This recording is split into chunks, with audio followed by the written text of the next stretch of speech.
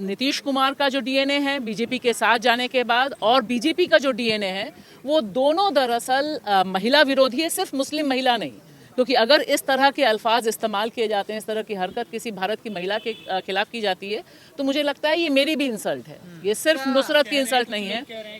और अभिभावक के तौर पर देखने वाली हरकत होती तो गिरिराज जी ये ना कहते कि जहन्नुम में जाएं, वो कहते हैं कि बाप को बेटी से माफ़ी मांगनी चाहिए। इंटरनेशनली भी मुझे लगता है कि जो मुसलमानों के खिलाफ जिस तरह से बीजेपी आरएसएस कैंपेन कर रही है, लिंचिंग हो रही है, वहाँ पर भी आवाज़ उठनी चाहिए, उन्हें भी सोचना चाहिए, उन्हें भी मोदी जी से सवाल जवाब पूछना चाहिए जब क्योंकि मोदी जी विश्व टूर पे रहते हैं। जी, तो वो हिंदू राष्ट्र में महिलाओं की, सिर्फ मुस्लिम महिलाओं की नहीं, तमाम जो हिंदू महिलाओं की भी जो स्थिति है, इसीलिए महिलाएं, जो हिंदू महिलाएं हैं वो भी हिंदू राष्ट्र नहीं चाहती, क्योंकि हम मनुस्मृति में नहीं जाना चाहते। मनुस्मृति में ना हमें पढ़ने का अधिकार है, ना बात करने का, ना आपके सामने माइक पे खड़े होने का, ना यहाँ पे जो लोग महिलाएं खड़ी हैं उनको माइक पे लेने का। तो धर्म का राज मुझे नहीं लगता कि इस मुल्क में कोई भी महिला किसी भी धर्म की हो वो चाहती है। जी के मंत्री गिरिराज जी ने किया, गिरिराज सिंह ने, जो मंत्री हैं और संसद परिसर के बाहर वो इस बात को कहते हैं कि बिल्कुल ठीक है और नुसरत जहन्नुम में जाएं, कुछ भी हो जाए। तो एक भारत में एक महिला के लिए और मुस्लिम महिला के लिए ये अल्फाज इस्तेमाल करना मुझे लगता है बेहद शर्मनाक है। और इससे जो डीएनए है, बेसिकली नीतीश जी का जो डीएनए गिरगिट की तरह बदलते हैं रंग, सतीश आचार्य ने बहुत अच्छा कार्टून बनाया है जिसमें नुसरत कह रही है कि आपका नकाब हट गया है। तो मुझे लगता है कि नीतीश कुमार का जो डीएनए है बीजेपी के साथ जाने के बाद और बीजेपी का जो डीएनए है वो दोनों दरअसल महिला विरोधी है, सिर्फ मुस्लिम महिला नहीं। क्योंकि अगर इस तरह के अल्फाज इस्तेमाल किए जाते हैं, इस तरह की हरकत किसी भारत की महिला के खिलाफ की जाती है, तो मुझे लगता है ये मेरी भी इंसल्ट है, ये सिर्फ नुसरत की इंसल्ट नहीं है। कह रहे हैं कि पिता पुत्री के रूप में देखना चाहिए इस घटना को, अभिभावक, जी, अभिभावक के तौर पे देखना चाहिए। बिल्कुल उनका मुझे ये सोच के हैरानी होती है, क्योंकि हम जानते हैं कि जो एनसीआरबी के डाटा हैं वो बताते हैं कि फैमिली के अंदर कितने टॉर्चर्स होते हैं, और अभिभावक के तौर पर देखने वाली हरकत होती तो गिरिराज जी ये ना कहते कि जहन्नुम में जाएं, वो कहते हैं कि बाप को बेटी से माफ़ी मांगनी चाहिए।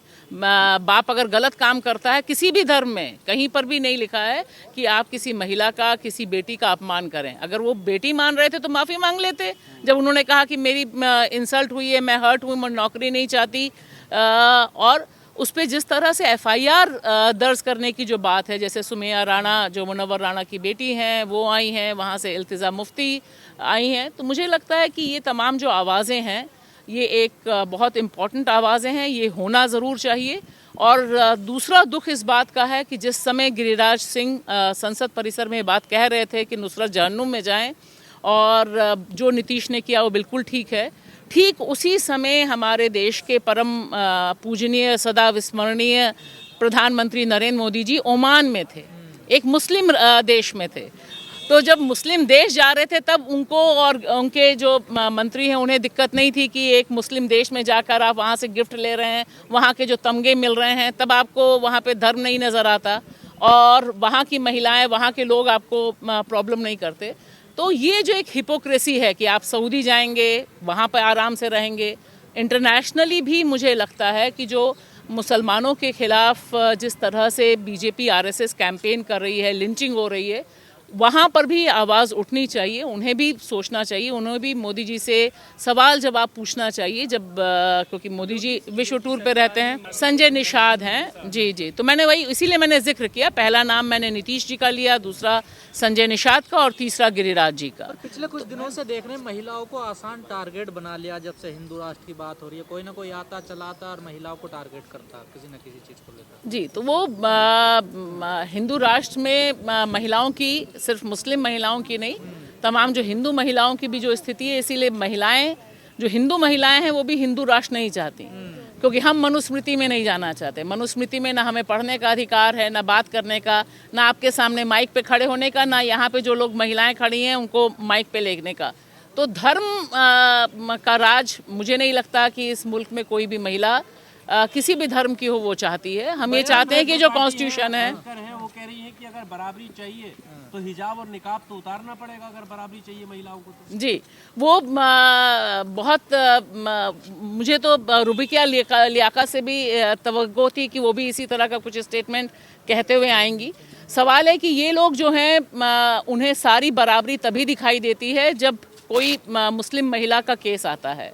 ये तमाम लोग आसाराम बापू का गिरेबान नहीं पकड़ती, राम रहीम का गिरेबान नहीं पकड़ती। जब हिंदू महिला पर अत्याचार होता है तब इनमें से एक भी एंकर, किसी की हिम्मत नहीं है, मैं ओपन चैलेंज करती हूँ, बागेश्वर धाम जब नफरत की बात करता है तब एक शो करके दिखा दें मुझे कि नहीं मैं इनके खिलाफ हूँ, आसाराम को जेल में होना चाहिए, पैरोल पे नहीं बाहर आना चाहिए। तो हिंदू मुसलमान करना अलग बात है। और देश के कॉन्स्टिट्यूशन में अभी तक जो आइन है भारत का, उसमें सबको अपने अपने कस्टम्स फॉलो करने की इजाज़त है। कोई हिजाब पहनना चाहता है, कोई नहीं पहनना चाहता, कोई घूंघट करना चाहता है, कोई करवा चौथ करना चाहता है, नहीं करना चाहता, ये उस महिला की अपनी आज़ादी पर है। तो चित्रा त्रिपाठी को देश का कॉन्स्टिट्यूशन ज़रूर पढ़ लेना चाहिए। वो अभी कॉन्स्टिट्यूशन से ऊपर नहीं हुई है। मोदी जी कोशिश बहुत कर रहे हैं कॉन्स्टिट्यूशन को चेंज करने की, लेकिन फ़िलहाल 2025 में जब नीतीश कुमार ने ये हरकत की, यह गंदी हरकत की, उस समय देश के कॉन्स्टिट्यूशन के हिसाब से उन्होंने एक मुस्लिम महिला की गरिमा को तार-तार किया और इसके लिए अफसोस नहीं जताया, बल्कि इसके पक्ष में दूसरा एक और बेशर्म और अश्लील हरकत करता हुआ वो जो पत्रकार है जो सवाल पूछ रहा है संजय निषाद से, जिस तरह से वो हंस रहा है और जिस तरह से वो बता रहा है कि कहीं और नहीं छुआ और दोनों हंस रहे हैं, वो मुझे लगता है मॉडेस्टी का, भारत की महिलाओं की मॉडेस्टी का अपमान है।